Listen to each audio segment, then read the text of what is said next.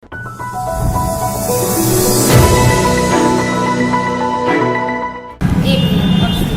Conference किस लिए बुलाया गया? बंधुवन, मेरा नाम सुषमा साहू है और मैं बांकीपुर विधानसभा से निर्दलीय प्रत्याशी के रूप में 14/10/2020 को मैंने नामांकन किया था। 17 तारीख को मेरा स्क्रूटनी था। 14 तारीख को मैंने 2 पत्रों में 2 सेट में मैंने नामांकन किया था। लेकिन मैं आपको बताऊं कि 17 तारीख को स्क्रूटनी में रिटर्निंग ऑफिसर द्वारा ये बताया गया कि मेरा नामांकन रद्द कर दिया गया।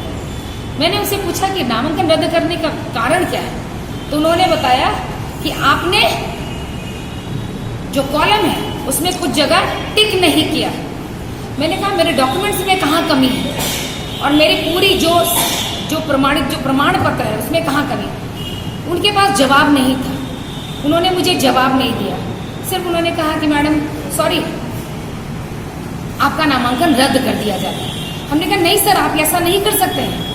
आप मुझे बचाता कारण बताइए कि मैंने कौन सा ऐसे डॉक्यूमेंट्स में अपनी कौन सी सत्यता छिपाई है, आप मुझे कुछ तो बताइए। तो बोले नहीं, मैं ये सब चीज़ नहीं कर सकता, पर आपका नामांकन रद्द करता है। और ये अनाउंसमेंट उन्होंने कर दिया। दुर्भाग्यपूर्ण स्थिति थी। मैं काफ़ी गुहार लगाती रहती, मैं आर्टिकल 36(4) का गुहार लगाती ये लग गया कि sir you have power and it is under जुडिक्शन कि आप अगर कहीं कोई टिक या कट करने का एक कॉलम अगर कहीं छूट गया है तो उसको, ये कोई टेक्निकल त्रुटि नहीं है, उसको आप कंसीडर कर सकते हैं। ये आपके जुडिक्शन में था। मैं एग्जाम्पल के तौर पर बताना चाहती हूँ कि अभी आप, क्योंकि यहाँ पर जितने लोग विधायक रह चुके हैं उन सभी का, उसमें से 2 लोगों का जिनका फॉर्म में इतनी भयानक त्रुटियां थी, उनको फोन करके बुला करके उनकी त्रुटियों को सुधारा गया और सुधार करके उनका फिर से 2 सेट में 1 सेट में फॉर्म भरा करके रख लिया गया। क्योंकि मैं निर्दलीय थी और ये इंस्ट्रक्शन भी था कि जितने निर्दलियों को घेरा जा सकता था यहीं पे घेर लेना है और घेर करके रोक लेना है, क्योंकि उनको पता था कि आगे जाएगी तो ईवीएम भी बढ़ेगा। वो कौन व्यक्ति है, उनका नाम क्या है जिनको बुला के?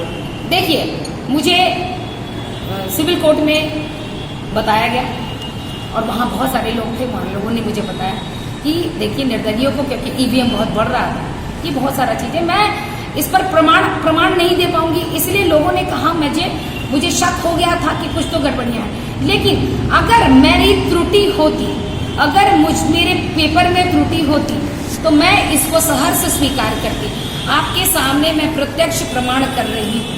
मेरे पास आया है कि आपके पास ये है, ये प्रमाण है कि आप में क्या सभी स्तंभों को भरा गया, इसमें लिखा हुआ है नहीं। ये मेरे कॉलम में कौन सा स्तंभ खाली है, तो 5 का 1 2, 6 का 1 2 मैं आपको दिखाना चाहती हूँ। 5 का 1 2, 6 का 1 2, अगर मैं वो नहीं भरी हूँ तो मैं गिल्टी हूँ। ये है 5, इसे कहते हैं 5 और इसे कहते हैं 6। देखिए यहाँ प्रमाण, 5 का 1 2, देखिए पूरा कॉलम भरा हुआ है। ये पूरा कॉलम मेरा भरा हुआ है। 5 का 2, एक में मुझे मेरी गलती थी कि वो सिर्फ ऐसे कट नहीं हुआ। 6 देखिए, 6 में जो मुझे लिखा गया कि 6 मैंने नहीं भरा, 6 में आकर के देखिए मेरा यहाँ लिखा हुआ है लागू नहीं होता है। यहाँ देखिए, यहाँ लिखा हुआ है लागू नहीं होता है। मैंने यहाँ भरा हुआ है, तो मुझे किस बिना पर काटा गया और कौन से टेक्निकल फॉल्ट्स मुझे दिखाए गए? आपको मैडम क्या लगता है किस पर शक है, किसके द्वारा आपका देखिए, ये सत्ता में बैठे हुए लोग, क्योंकि उनको भय था कि मैं करूंगी, उसके बाद भी क्योंकि मैं सही थी, मैं हारी नहीं। मैं अपने वकील SBK मंगलम जी से संपर्क किया और संपर्क करके मैंने CWJC नंबर 8813/2020 मैंने Sushma Sahu versus the election commission of India and others पर मैंने एक रीट पिटिशन फाइल किया। रीट पिटिशन में मैंने एक चीज देखा कि मेरे लिए लिखा हुआ था द ऑर्डर के साथ to be issued, to be listed on priority basis, to be listed on priority basis.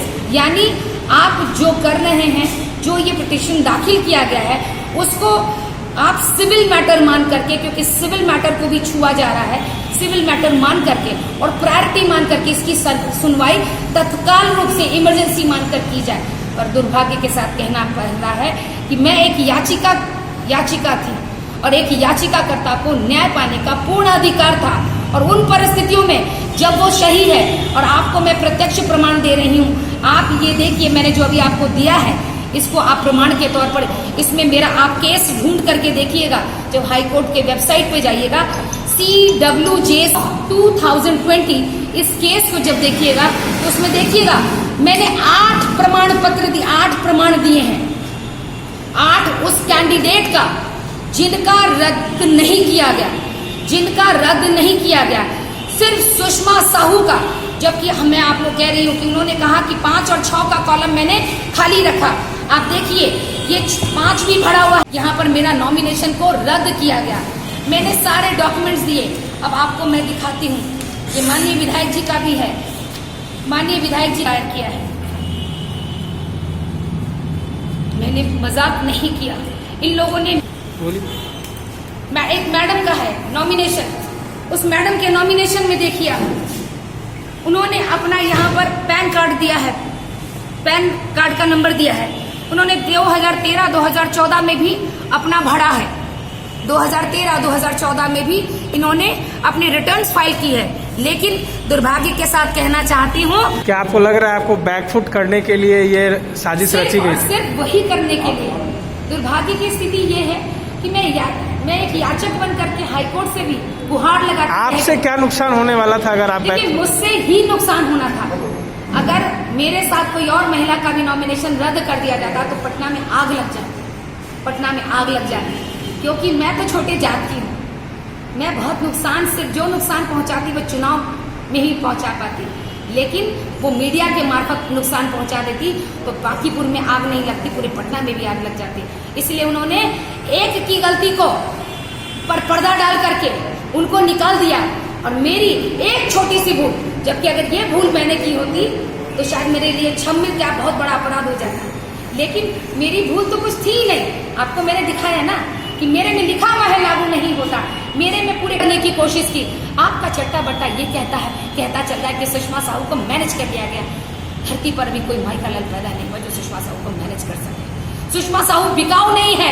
Sushma Sahu अगर बिकाऊ होती तो बहुत पहले धनाढ्य हो गई होती, लेकिन आज भी वो जमीन पर है और आज भी जमीन पर ही वो जीती है। मैं बिकाऊ नहीं थी और न बिकाऊ हूँ और न कभी बिक है। आप में तो जवाब दीजिए और मुझे बताइए कि मैं दोषी कहाँ हूँ। और उन 8 लोगों का नॉमिनेशन फॉर्म लेकर के मेरे पास मुझे घेर करके बैठिए और कहिए कि आप गलत हैं। अगर है हिम्मत तो मैं चैलेंज करती हूँ कि मुझे आकर के घेरिए। लेकिन दुर्भाग्य है, हर आदमी मैनेज है, हर व्यक्ति मैनेज है। सत्ता का इतना असर, एक महिला से इतना खौफ, छी, कायर, डरपोक, कोई भी शब्द आपके लिए कम है।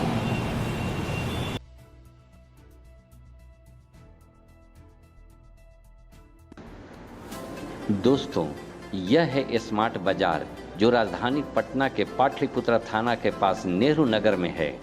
यहाँ रोजमर्रा की जरूरतों का सभी सामान आपको सस्ते दरों पर मिल जाएगा, जैसे राशन, आइसक्रीम, स्वीट्स इत्यादि। तो एक बार इस शॉप में जरूर पधारें। धन्यवाद।